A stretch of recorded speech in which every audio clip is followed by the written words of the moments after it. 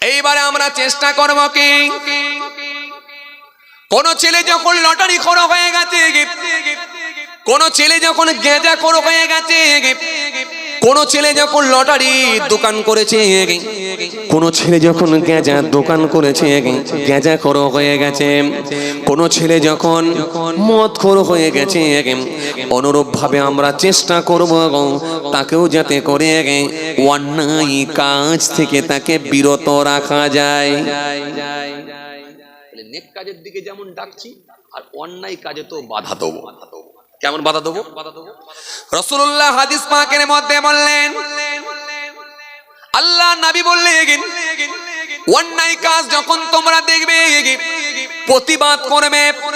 প্রতিবাদটা হবে তিন ধরনের। কথা বলে কয় ধরনের? তিন ধরনের। এক নম্বর প্রতিবাদ, যেখানে অন্যায় দেখবে আমি রাসূলুল্লাহ বলছি হাত দিয়ে সেই জিনিসটাকে বন্ধ করে দাও, স্পটে গিয়ে সেটা বন্ধ করে দাও, অন্যায় কাজটাকে বিলুপ্ত করে দাও, শেষ করে দাও। এখন আপনার কাছে আমার প্রশ্ন, আপনাদের এলাকায় একটা লটারির দোকান আছে, সামনের বাজারে মুসলমানের ছেলে লটারির দোকানটা চালায়। এখন আপনার কাছে আমার প্রশ্ন, আপনি কি সেটাকে গিয়ে হাত দিয়ে বন্ধ করতে পারবেন? যদি পারেন তাহলে বলেন হ্যাঁ পারবো, না পারলে তাও বলেন যে হুজুর পারবো না, তবে আমার বোঝাতে সুবিধা হবে। পারবেন? পারবেন? জোরে বলেন পারবেন? পারবেন? পারবেন না, তাহলে হাত দিয়ে বন্ধ করে দেওয়ার মতো ক্ষমতা আপনার, কথা বলেন, ক্ষমতা আপনার নাই। সেই জায়গাটা বন্ধ হয়ে গেছে, ক্লোজড হয়ে গেছে, সেই জায়গাটা বন্ধ হয়ে গেছে, হাত দিয়ে আর হবে না। আমার নবীকে আমার আল্লাহ কি জ্ঞান দিলেন, আমার রাসূলুল্লাহকে আমার আল্লাহ কি জ্ঞান দিলেন। আজ নবীকে যারা অপব্যাখ্যা করে ছোট করার চেষ্টা করো, মনে রেখে দিও রাসূলুল্লাহকে ছোট করো না। নবীর সম্মানকে ছোট করতে পারবে না, নবীর সম্মানকে খাটো করতে পারবে না। কেন? রাসূলুল্লাহর সম্মান স্বয়ং আল্লাহ নিজেই বাড়িয়ে দিয়েছি। জোরে হবে না? আরো জোরে হয় না? আজ যারা আমার নবীকে নিয়ে নানা রকম অপব্যাখ্যা করা, রাসূলুল্লাহ সম্মানের হানি করার চেষ্টা করা, নবীকে খাটো করার চেষ্টা করা, মনে রেখে দিও মওত পর্যন্ত পারবে না। কেন? রাসূলুল্লাহর সম্মানকে স্বয়ং রব্বুল আলামিন আল্লাহ নিজেই বাড়িয়ে দিয়েছেন। এজন্য কোরআন স্পষ্ট ঘোষণা দিয়েছে, ইয়া আইয়ুহাল্লাযীনা আমানুস্তাজিবু লিল্লাহি ওয়া লিরাসূল ইযা দাআকুম। এই পৃথিবীর মানুষ, তোমাদেরকে যখন আমার রাসূল ডাক দেবে, তোমরা যে কোনো হালতে থাকো না কেন, যে কোনো অবস্থাতেই থাকো না কেন, আমার হাবিব ডাকলে হাবিবের ডাকের উত্তর দাও। চোরে হবে না? খুশি মনে হয় না? কি অবস্থায় আছো আমি জানি না, কি হালতে আছো আমি জানি না, হাবিব ডেকেছে। হাবিবের ডাকার আওয়াজটা যদি কানে পৌঁছায়, হাবিবের ডাকের উত্তর তোমাকে দিতে হবে। আল্লাহু আকবার। কোরআন স্পষ্ট ঘোষণা দিয়েছে, এই পৃথিবীর মানুষ শুনে রেখে দেখো, যখন তোমরা আমার রাসূলুল্লাহর সামনে কথোপকথন করবে, নবীর সামনে যখন কথাবার্তা বলবে, খুব সাবধান হয়ে যাবে। আওয়াজটা যদি তোমাদের হাই না হয়ে যায়, আওয়াজটা যাতে করে বেড়ে না যায়, আওয়াজটা যাতে করে লম্বা না হয়ে যায়, আওয়াজটা যাতে করে উচ্চ না হয়ে যায়। যদি নবীর আওয়াজের থেকে তোমাদের আওয়াজটা উচ্চ হয়ে যায়, আমি আল্লাহ বলি আনতাহাবাতা আমালুকুম ওয়া আনতুম লা তাশউরুন, তোমাদের আমলগুলোকে আমি আল্লাহ সব বরবাদ করে দেব, বেকার করে দেব। হাবিবের আওয়াজের থেকে আওয়াজ বেড়ে গেলে আমি আল্লাহ ছাড়ব না। কে শান বাড়িয়েছে? কথা বলেন কে? আল্লাহ। আল্লাহ হাবিবুল্লাহ শান আল্লাহ বাড়িয়েছেন, পৃথিবীর কোনো মানুষ নয়। আর হাবিবুল্লাহ শানকে খাটো করার কোনো ক্ষমতা নাই। শান আল্লাহ বাড়িয়েছেন, ইজ্জত আল্লাহ বাড়িয়েছেন। এজন্য হাবিবুল্লাহর কোনো উস্তাদ লাগে না, রাসূলুল্লাহর কোনো টিচার লাগে না, নবীর কোনো মাস্টারের প্রয়োজন হয় না। রাসূলুল্লাহর টিচার হলেন স্বয়ং আল্লাহ নিজে। জোরে হবে না, আরো জোরে হয় না। কে? আল্লাহ। এই জন্য আমার নবীকে আল্লাহ এমন জ্ঞান দিলেন। আমি যখন এই হাদিসটা পড়ছিলাম আমাকে অবাক করলো। আল্লাহু আকবার। আমার নবী যদি প্রথম পয়েন্টটাই রেখে দিতেন, অন্যায় হচ্ছে হাত দিয়ে গিয়ে বন্ধ করে দাও, করে দাও, করে। মনে আছে আপনাদের? প্রথমের দিকে ফিরে এলাম, কিন্তু মনে আছে?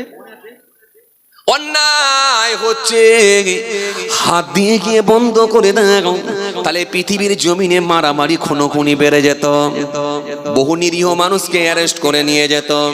কিন্তু আমার রাসূলুল্লাহর জ্ঞান আল্লাহ কেমন দিয়েছেন। ১৫০০ বছর আগে আমার নবী কত দূরদৃষ্টি সম্পন্ন নবী ছিলেন। আমার নবীকে আমার আল্লাহ আগেই জানিয়ে দিলেন, ও আমার হাবিব, তুমি অপশন দাও, আরো দুটো অপশন দাও। কেন? তোমার উম্মতেরা এটা পারবে না, পারবে না, পারবে না। এই জন্য আমার রাসূলুল্লাহর একটা অপশন দিয়ে দিলেন, হাত দিয়ে যদি না পারো তবে একবার চেষ্টা করো, জবান দিয়ে সেটাকে প্রতিবাদ করো। জবান দিয়ে একবার অন্যায় বলে সে মানুষটাকে দিনের পথে ফিরিয়ে নিয়ে আসা। কথা বুঝতে পারছেন? হাত দিয়ে সম্ভব হবে না। নবী বললেন হাত দিয়ে না হলে জবান দিয়ে কর। আল্লাহু আকবার। কি জ্ঞান আমার নবী! ১৫০০ বছর আগে, ১৫০০ বছর পরে, ২০০০ বছর পরে, ৩০০০ বছর পরে, ৫০০০ বছর পরে, আল্লাহু আলাম, আল্লাহই ভালো জানে কতদিন পরে কিয়ামত হবে। তো এই কিয়ামতের পূর্বে কি ঘটনা ঘটবে ১৫০০ বছর আগে রাসূলুল্লাহ সব একটা একটা করে জানিয়ে দিচ্ছেন। জোরে বলতে পারেননি? কি জ্ঞান! নবীর তুলনা হয়, আর সেই রাসূলুল্লাহকে তুমি বাজে মন্তব্য করবে? রাসূলুল্লাহকে নিয়ে তুমি বেফাস কথাবার্তা বলবে? তুমি বলো নবী আখিরাতে কিয়ামতের দিনে নাকি শাফাত করতে পারবে না?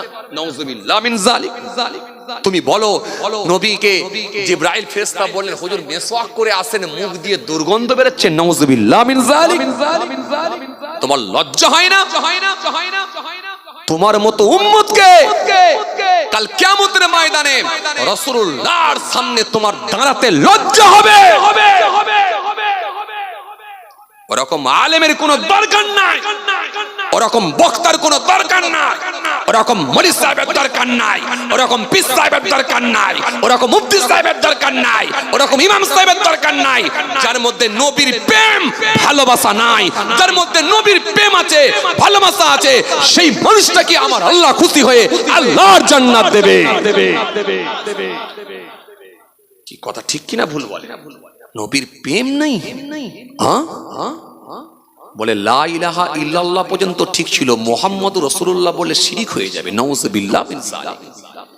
হ্যাঁ ভাইরা আমার, বন্ধুরা আমার, সাথী মহব্বতের ভাইরা, খুব ভালো করে বোঝেন। আলোচনা খুব বেশি করছি না, আমি ছোট ছোট করে দু চারটে কথা বলছি। বাল্লিগু আন্নী ওয়ালাউ আয়া। আপনারা জ্ঞানী মানুষ আলহামদুলিল্লাহ। আর ২৪ পরগনা, আপনারা বসিরহাট এলাকার মানুষ। এমনি আমি বসিরহাট এলাকার মানুষকে নিয়ে গর্ব করি, বসিরহাট এলাকার মানুষকে নিয়ে আমি গর্ব করি। অন্যান্য ডিস্ট্রিক্টে গেলে, অন্যান্য জেলায় গেলে আমি বলি, জোর গলায় বলি। আপনারা মোবাইলে, সোশ্যাল মিডিয়ায় শুনে দেখবেন। হ্যাঁ, বসিরহাট একটা জায়গা আছে, যাবেন যাবেন বসিরহাট এলাকার মানুষদের সঙ্গে একবার মিশে দেখবেন। আমি গর্ব করে বলি, কেন? এটা আমার দাদা হুজুর কেবলার রুহানি দোয়া, আর এটা হলো বসিরহাট আল্লামা রুহুল আমির রহমাতুল্লাহ আলাইহি হুজুরের নেক ফায়েজ, হুজুরের হাতে গড়া এলাকা, হাতে গড়া এলাকা, তৈরি করা এলাকা। এজন্য ভ্যান চালকেরও মুখে দেখবেন দাঁড়িয়ে আছে, তার মাথাতেও দেখবেন সুন্নতি টুপি আছে, তার লেবাসটাও দেখবেন সুন্নতি লেবাস। দেখলে বোঝা যায় না এটা আসলে ভ্যান চালক নাকি না এটা হলো একজন আলেম। দেখলি যেন মনে হচ্ছে আলেমের চেহারার সঙ্গে মিলে যাচ্ছে।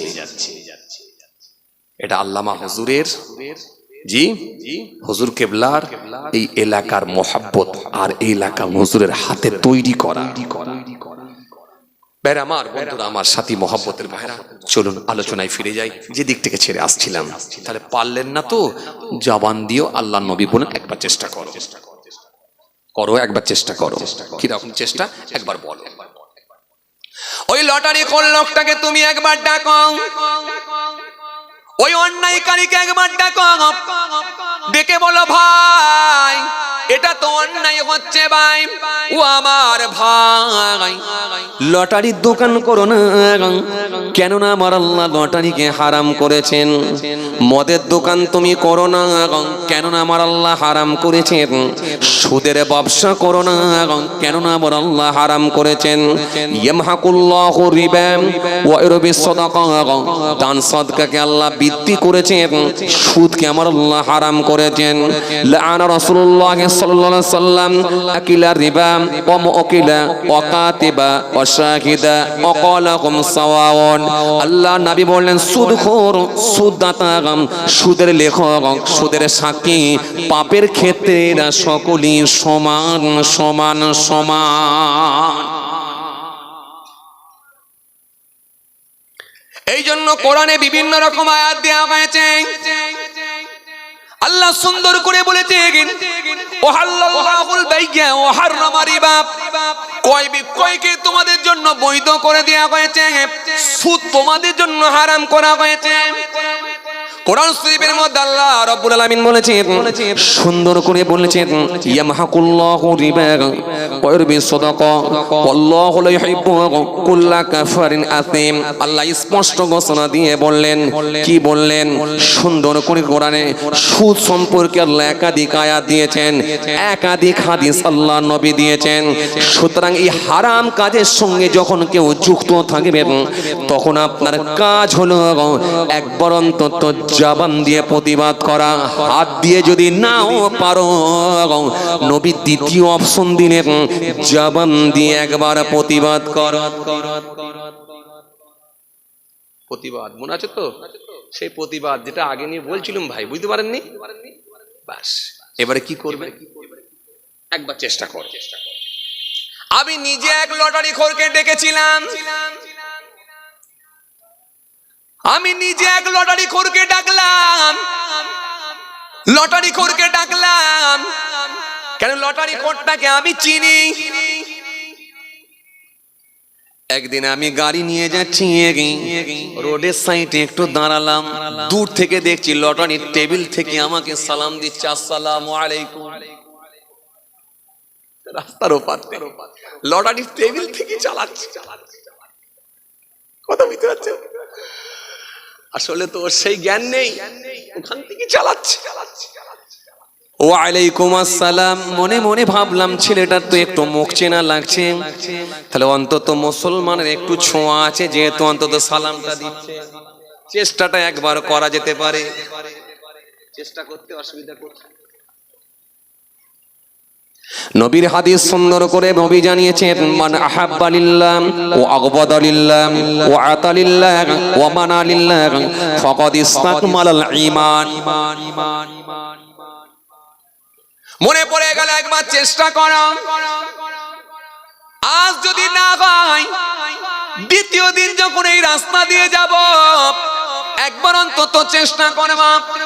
দাঁড়িয়ে গেলাম একবার গাড়ি নিয়ে, লটারি করো মানুষটা ছেলেটাকে একবার ডাকলাম, লটারির দোকানদারকে আমি একবার ডাকলাম, ভাই একবার শোনো। কেন এখন মানুষ খারাপ হয়ে গেছে, লটারির দোকানে গিয়ে বলতে গেল কিন্তু বিপদ আছে, কথা বলে না কেন?